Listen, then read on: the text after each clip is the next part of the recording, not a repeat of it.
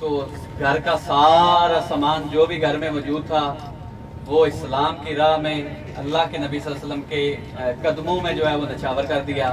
پھر نبی صلی اللہ علیہ وسلم نے پوچھا کہ صدیق کچھ گھر کے لیے بھی چھوڑا ہے؟ تو فرمایا گھر کے لیے اللہ اور اللہ کے رسول چھوڑائے ہوں۔ تو یہ کلام اسی صورت میں ہے۔ تو شاہ جی سے ریکویسٹ ہے کہ ہمیں اس کلام سے جو ہے بسم اللہ الرحمن الرحیم۔ یہ علامہ اقبال کی منقبت ہے۔ ایک دن رسول پاک نے اصحاب سے کہا، ایک دن رسول پاک نے اصحاب سے کہا، دے مال راہ حق میں جو ہو تم میں مالدار۔ ایک دن رسول پاک نے اصحاب سے کہا، دے مال راہ حق میں جو ہو تم میں مالدار۔ ارشاد سن کے فرتے طرب سے عمر اٹھے، اس روز ان کے پاس تھے درہم کئی ہزار۔ دل میں یہ کہہ رہے تھے کہ صدیق سے ضرور بڑھ کر رکھے گا آج قدم میرا راہبار۔ لائے غرض کے مال رسول امی کے پاس، ایثار کی ہے دستے نگر ابتدائے کار۔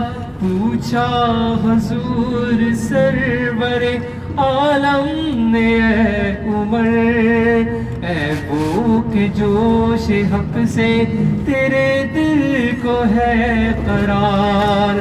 رکھا ہے کچھ عیال کی خاطر بھی تو نے کیا، مسلم ہے اپنے خوش و اقارب کا حق گزار۔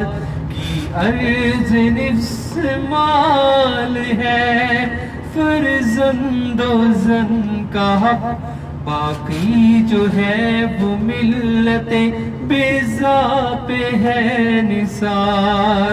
اتنے میں وہ رفیق نبوت بھی آ گیا، جس سے بنا عشق و محبت ہے استوار۔ لے آیا اپنے ساتھ وہ مرد وفا سریش، ہر چیز جس چشمے جہاں میں ہوئے اعتبار۔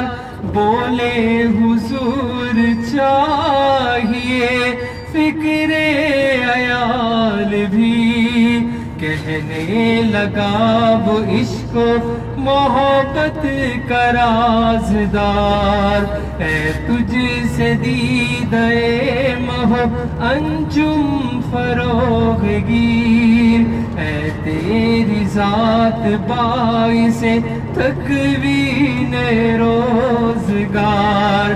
پروان کو چراغ ہے بلبل کو پھول، بس صدیق کے لیے ہے خدا کا رسول۔ بس پروان کو چراغ ہے بلبل کو پھول، بس صدیق کے لیے ہے خدا کا